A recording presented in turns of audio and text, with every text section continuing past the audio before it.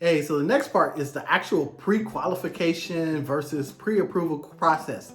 So I'm sure now you're at a point where you're like, okay, I'm online, I'm searching stuff, and it says get pre-qualified now, get pre-approved now. Well, what does that actually mean? So in a nutshell, I'll break down pre-qualification for you guys. So the pre-qualification is when you have a conversation with your loan officer or the lender and you discuss your goals. So what are you trying to do? You're trying to buy a house, what range you're in, what's your job history. They're just trying to feel you out, see what kind of borrower you are, kind of see if they have programs that can fit your needs. This is all done with stated. So we're just asking questions. How much money do you make? So you're stating back, well, I make $50,000 a year before taxes. You're just stating how much do you have in your bank account. Oh, I have about 8,000. I have about 5,000. I have about 15,000. So that's not exact. We're talking credit score. So when's the last time you checked your credit? What was your score then? Was it on Credit Karma?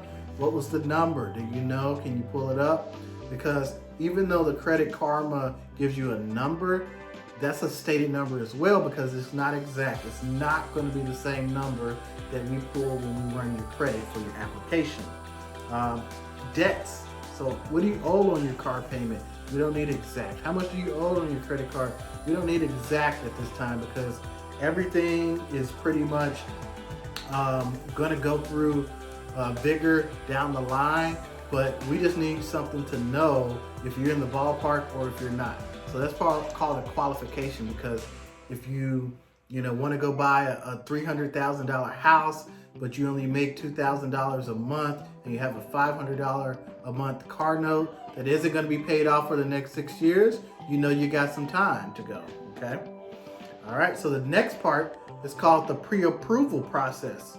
So this is the pre-approval process is actually when you get things verified. So you can have the pre-qualification and the pre-approval almost at the same time, or they can be going on simultaneously. That's the way I like to work it. So if I'm talking to you about a qualification, then I say, hey, I'm gonna sign you up and get this portal activated for you. We get the portal activated for you and you can submit your documents. And once you submit your documents, I can verify what you just told me. And then at that point, we'll pull credit. We'll know exactly what you're approved for based on what you provide at the time. So remember, a pre-approval isn't always as good as cash because it's a snapshot at time. So that doesn't mean that you can't go out and max out your credit card or buy a new truck, which you should not if you're looking to buy a home. It just means that right there at that moment, if we had to do this thing, it's good to go. So pre-qualification, verbal, pre-approval, you supply documentations and it goes through automation and we get that good thumbs up and you know it. So you'll know exactly what you qualify for and you'll know the different types of programs. You can really talk through some good scenarios, but most importantly, with the pre-approval, you can start to make offers and that's very important. So you can't get a house until you start writing offers. So, all right, I hope this was helpful. Tune in for the next lesson.